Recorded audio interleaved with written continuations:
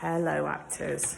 I've just got back home, just on my way back to my flat, and I have just finished my second day of my second independent Meisner acting intensive over at Transition Studio on Warren Street. It used to be the old Actors Temple.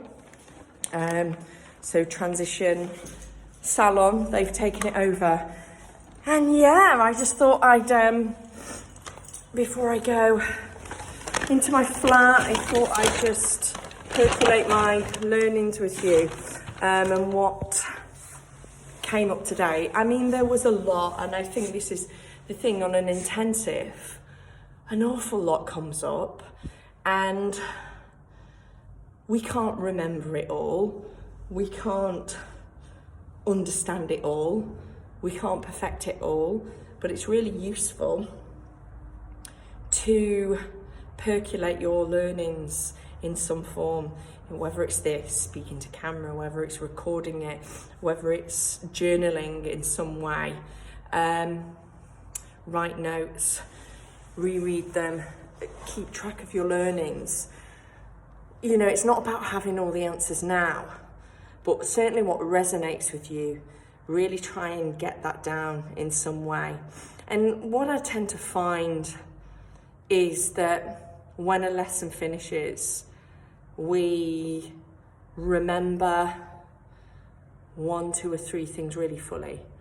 And, you know, it was really interesting today at the end of class, reflecting what were the moments that really stood out for us.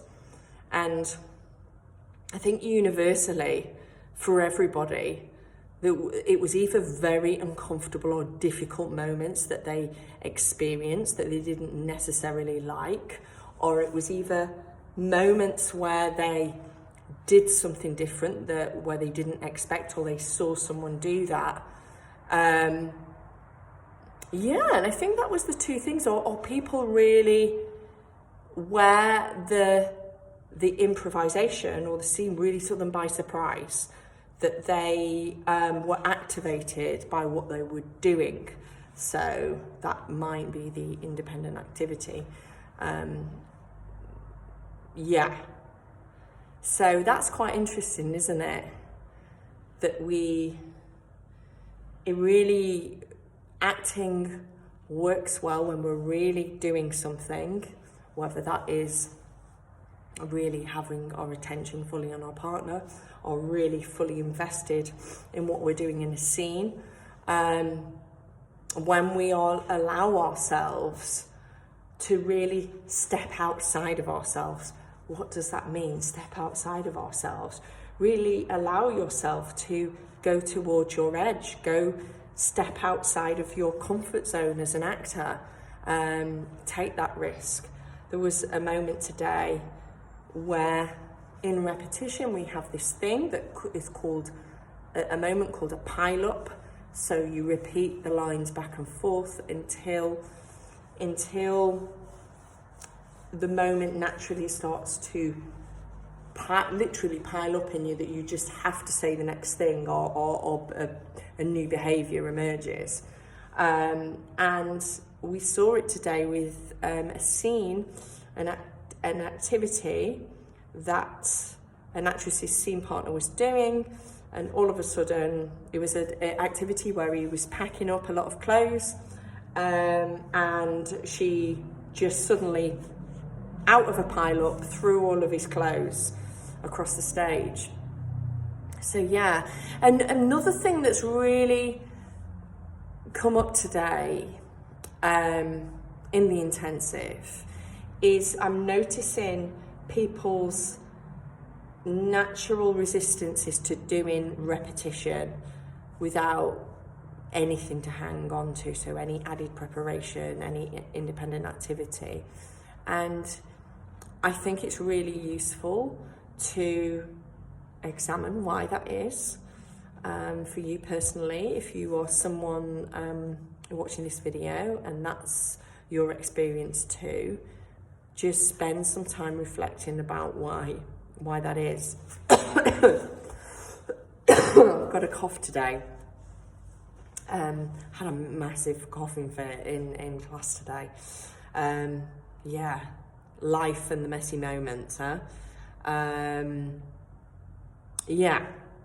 So really consider why you're resisting it. I mean, I think the thing is, with a scene, you have permission to be impolite to your acting partner. You have permission in class anyway, because the repetition is really permission for you to, it is a tool for you to take your attention outside of yourself and into your partner and focus on them, make the other guy great. But also it's an exercise in your own vulnerability muscles, and that can feel really exposing, being on stage. But interesting acting is people experiencing uncomfortable shit and vulnerable moments. So if we can learn to do that in class through the repetition, then those moments, in my experience, just seem to, over time, get more easier for you to fully experience them within scenes. And it's also really an examination of your own character.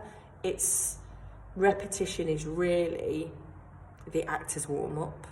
In Meisner's technique, if you don't do Meisner's technique, you have other ways of doing that, but it's as singers, you have vocal warm-ups that you do. As dancers, you have movement and stretching that you do. It's stretching your acting muscles, stretching your listening skills with nothing else in the way, strengthening your connection to another human being, strengthening your instincts, strengthening and allowing your own point of view to emerge. We have a tendency, especially maybe in an intensive where there's friendships and we're all really bonding, to be extra super caring and polite to one another, and when we're repeating with one another, that sometimes gets in the way. So just be mindful of that. The more caring you can be to your acting colleague outside, allows you to have the drama on stage, basically. Be best friends outside, be a bastard on stage. Not all of the time, but we have a tendency to want to say the good stuff, protect our partner, and of course, not all of the time. If you have a tendency to always be the bastard on stage, look at that. Yes, I hope there's no kids viewing this, realising I'm using some unsavoury language. So that's a lot. You can only take away one thing fully. So, I think again, it's just, I think I've spoken about this on different videos, but really there is a reason why Meisner designed his courses in such a way, and you spent a long time looking at the repetition before you moved on. And I notice also actors that have been doing repetition for a longer period of time, when they work on the scenes, their responses to moments that their partner gives them is more interesting to watch, more felt, more responsive, more coloured by a point of view. And so just see repetition as doing that. And I guess if you haven't got any Meisner training, it might be worth looking at embarking on like a series of sessions to work on repetition, or looking at doing some Meisner introduction work to just get to know yourself more fully, get to know the other actor more fully, and work out your listening skills, your attention skills. I mean, there's so much about it. Yeah, I'm going to leave it there because I think this is my longest video yet, 10 minutes. So good night all.